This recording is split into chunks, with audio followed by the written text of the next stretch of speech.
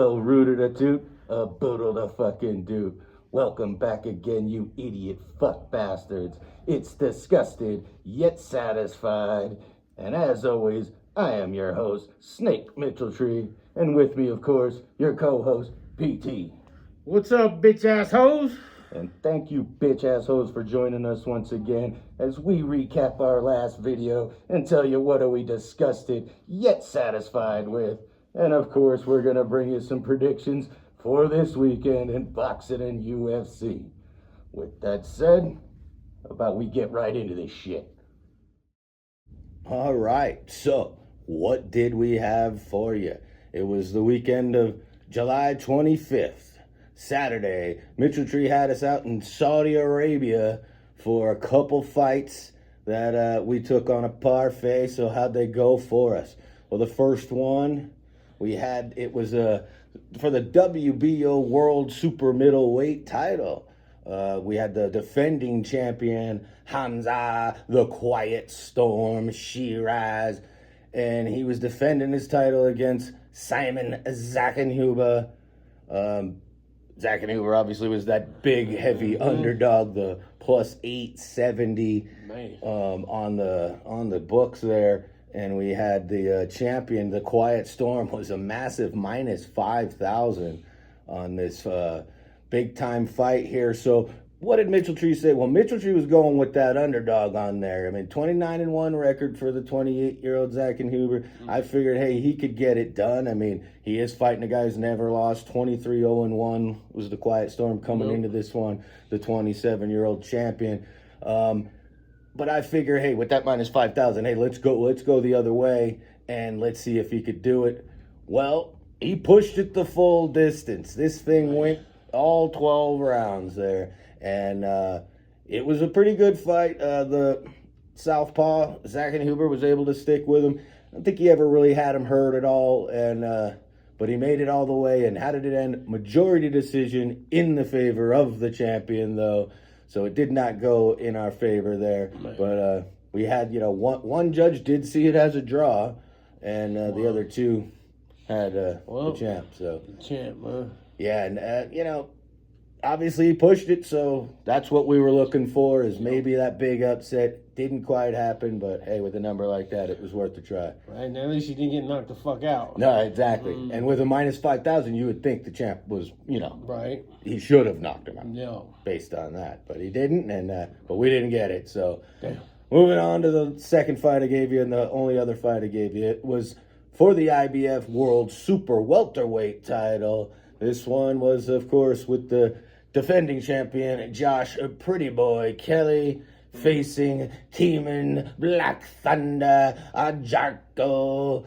And this was at, that super welterweight, 154 pounds. A good matchup between two good fighters. Black Thunder, undefeated, 18-0 coming into this one. The 29-year-old taking on Pretty Boy, just a few years his elder at 32, with a great 18-1-1 record for himself. He was sitting at the minus 400, the champ, and Mitchelltree liked the plus 290 for Black Thunder. The undefeated fighter said, hey, go ahead. Let's see if he can take that championship belt away. How did it go? Well, again, went the full distance, all 12 rounds again. This one, though, was a unanimous decision in the favor of the champion again. So didn't hit either underdog on this one for Mitchelltree. Disgusted about that, but, decent fights, though. It is what it is. And hey, we had on the parlay here, you'll see we had it as a plus 3,683. So a giant plus number there that Mitchelltree was shooting for. And hey, low risk, high reward is what you're looking at on something like that. Yep. Didn't happen here, but both the guys did push the distance, so I'm satisfied with that. But overall, disgusted. We didn't hit a parlay there. Mitchelltree didn't. Man. Well, how about you, PT? You have been on fire in the UFC, and you had some stuff going that same night, I believe. Yes, I did. Well, it was early fights this time. I forget where it was. It was somewhere out there. 10 in the morning. But I'm satisfied with what went down. I'm a little disgusted because, unfortunately, one of my fights did get canceled. Islam Dulatov against Wellington Thurman. Yeah, that one got canceled. So Thurman Munson, yeah. So that one did get canceled. You had the Ripper in that one. I did have Dulatov to win that one, the Ripper over the Prodigy. He did not get a chance to pound anybody's face in. No, did not. Fight. No fight on that one got canceled. But I'm satisfied with my other two fights because I both pulled them off again in my you know. So, Roman Nasabek, Timarov, he got the job done. KO round 1 over the Astro Boy, Steve Ursig. So that one took it to him in the first round. So that was cool. The main event, Magomedov Ankalev versus that Bogdan Guskov. Magomed got it done in round 5 with the KO. All right. So 2 out of 3. The one got canceled, but I still pulled off the other 2, which definitely satisfied with that. Yeah. Overall, just a little disgusted with that third fight, but it didn't affect my number at all too much. That's right. It barely dropped that. Plus, you had the plus 142 would have dropped me to 140 maybe or something like that. Just the payoff was basically the same. No. Dulatov was a heavy favorite, I believe. He was sitting at like a minus 1,000. So him just being taken out of that and voided really didn't alter the bet overall. So actually, 2-0 is what it is. And no, that is something to be satisfied with there, yeah. One more time, got it done with the UFC. I just was wishing that third one would have went through, but oh well, that's all good. At least I didn't lose this week again. So didn't go fucking 0-2 like fucking goddamn Mitchell Tree. Oh, that's all right though. You get it back. We get it. Oh, we're gonna bounce right back this week, and I guess that's what we'll get right into now. So who you got, Mitchell Tree, on this week? I know you got some more boxing with us. Of course I do. It'll be for Saturday, August 1st. This time in Las Vegas, Nevada, USA. A great fucking night of fights in this event here. Mitchell Tree's gonna give you a trifecta here. We're going with 3 different fights for this one on this week. So let's get into it. First one I'm going with, it's one of the I believe it's on the main event, but it's a little bit earlier in the night, getting towards the end of it. But anyways, it's not for any titles here. It's a 10-round battle at the 154-pound super welterweight division here. You've got Charles Bad News Conwell taking on Paul the Punisher Kroll. And this should be a pretty good one here. You got Conwell's a 28-year-old fighter who's 21-1 on his record in his career, so really good record here. He's a 5'9" fighter, born in Detroit, Michigan, fighting out of Cleveland, Ohio. This guy, that one loss, he only has that one loss. It was his last fight that he'd appear in. So, he's coming off of that, lone defeat there. That was against, I believe it was Jorge Chino Garcia in a split decision, So, this guy's a tough fighter. He's taking on Kroll here, though, now 31-year-old fighter who's 12 victories, no losses, 2 draws, though, he does have on his career here. He's a Philly guy, native of Philly, born in Philly, fights out of Philly, 5'9" also, I believe. These guys match up pretty well. Kroll, that guy, if I'm not mistaken, this guy jumps around weight classes like no other, because I swear I've seen this guy fight at 168 pounds at the freaking super middleweight division, and I've seen him fight all the way down at, I think, 147 too. So this guy, he can fight, he can move around, he ain't lost yet, but he's sitting in this one as the underdog. Kroll's sitting at a plus 360, what I'm seeing here on our books. And we got Conwell at a minus 600, so pretty decent favorite there. On this one, I'm actually going to go with the younger guy here with a little bit more experience. Obviously, he's a little younger, but he's fought more, and he's a pretty good favorite. I think he's going to take this one. Mitchell Tree's got Bad News Conwell to take that first one. Here we go. All right. So then now we get to those final two fights of the night. I got the co-main event and the main event. We're going to go with that co-main. The IBF World Lightweight title is here to be either defended or taken away as Raymond Danger Morataya. He is fucking your current champ. Fucking 29-year-old with a 24-0 record. This guy will be taking on Hobson Nino Concesa. And I'll tell you what, that's a fun one to pronounce. This guy's 37 years old. He's a bit older, 8 years the elder. 20 wins, 3 losses, and 1 tie in his career. Tie draw in his career. You know, Hobson, not a bad record there, but that's a little bit of age here to be trying taking on the champion.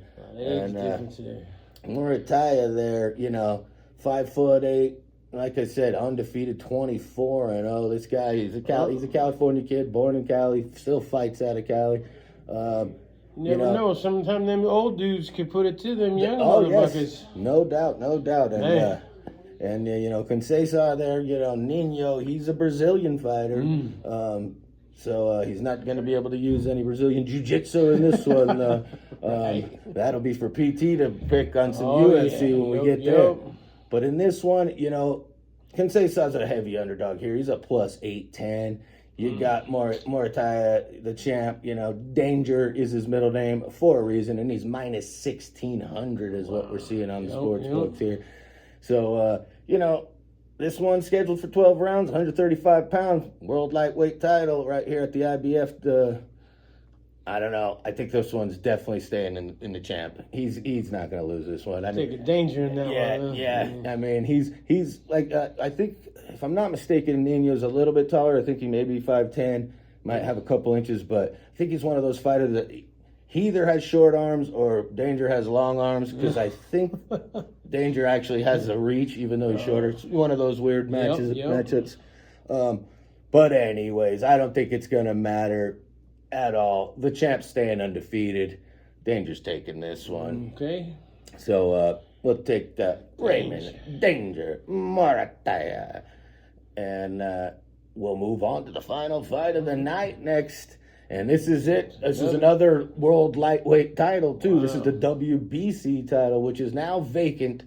So it's left up between William Cameron Zepeda or Lamont Roach Jr., the Reaper. One of these guys is going to walk away with that title. You got, you know, pretty well-matched fight. I like both of these guys a lot. I mean, I really like them, like their fighting styles. I like them just as overall dudes in general. So this is tough to even decide. You got Zepeda. He's 33-1. He's, you know, he's a fighter. He's born in Mexico, fights out of Mexico. This guy, you know, that only loss, he is coming off of that only loss in his career. He was 33-0 until he took on Shakur Stevenson. You know, so that's, you know, nothing to be ashamed of. You lose to a guy like that, probably one of the baddest dudes on the planet right now. And he lost in a unanimous decision to him. So, hey, took it to the distance. Yeah, he did. Yeah. And, you know, I think he's definitely learned a lot from it. He's taken some time off to really kind of recoup, and he went back home to his hometown. And basically, you know, I think this guy's really focused. I like where he's coming from. Now, on the other hand, Lamont Roach Jr., the Reaper, also 30-year-old guy, same age, you know. I think he's a little shorter at 5'7". I think Cameron is 5'9". Roach Jr., this guy, 25 wins, 1 loss, 3 draws on his record there. But, you know, this guy, he's a good fighter. And again, I like both these guys a lot.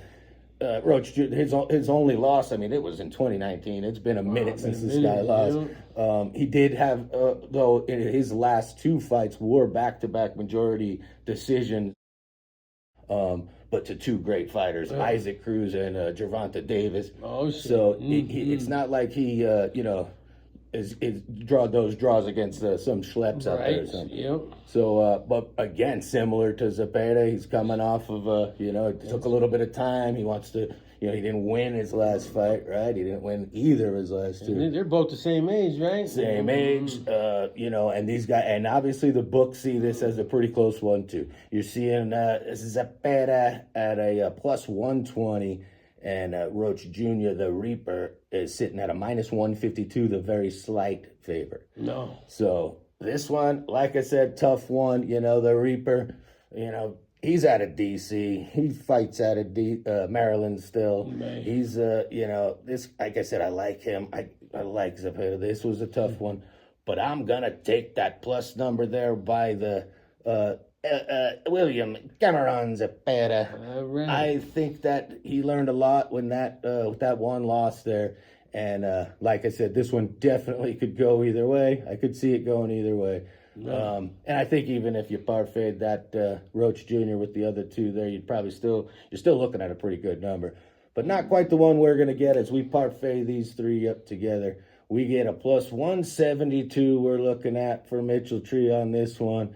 If these three guys can get it done, and like I said, I think the first two, I'm really confident in those first two. That final championship battle, that one, that's almost a coin flip. But it'd be a good one. yeah, That one. it should be a good one. I hope it is a really good fight. And like I said, I really like both these guys. So best of luck to both of them. But hopefully Cameron gets it done for me, and Mitchell Tree gets another parfait back on here. So nice. Yep. So that's what I got, PT. Nice. All right, let's get into your UFC, right? We got some for the same day, right? August 1st? Yep. Another early fights this week. Again, they're fighting out of Serbia. All right. So I think 11 o'clock the main card starts. Yeah, I did a 3-pick parfait I did for this coming week too. So first fight, Alexander Rocket Rakis. Is taking on Marcin Tybura. So I'm Rakic is from Serbia. They're fighting in Serbia.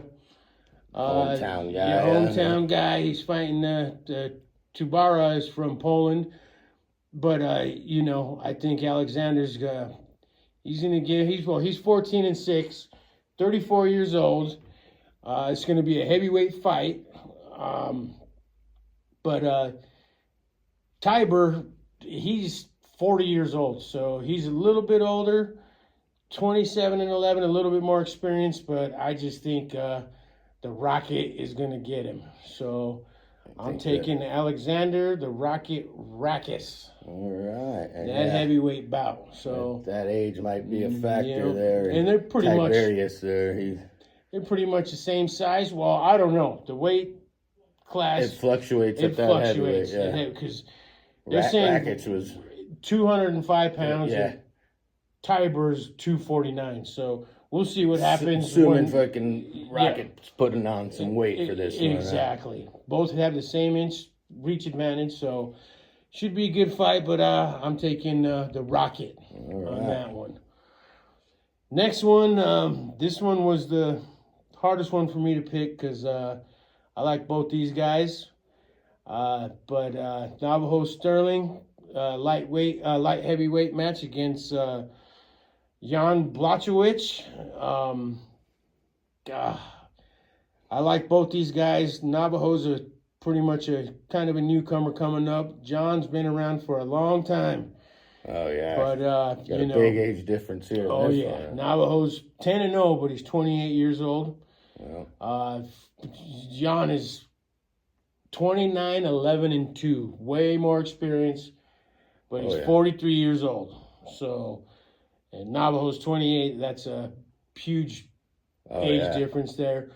Navajo's a lot taller than him, 6'4". Jan's only 6'2". They're about the same weight, same inch reach advantage. But I'm taking the New Zealand Navajo Sterling over Jan. Jan's from Poland. I know they're tough guys out there, but I do like Jan, but I'm taking Navajo in this one. Yeah. Going with the younger guy. And new up and comer, and he's undefeated there, Sterling. So yes, he is. So continue to his undefeated streak. Hopefully he does. But yeah, that one was my most nervous one to go with, but I'm taking Navajo on that one. Final one, main event. Euros, the Doctor, Medik. Welterweight fight against Daniel D-Rod Rodriguez. Dick Rod, right? Yeah, I mean, D-Rod. D-Rod. But that one, I'm taking Euros, the Doctor. The Doctor over the D-Rod. D-Rod. Drod. Because, Euros 13-3, 33 years old. They're same size, 6'1", 170.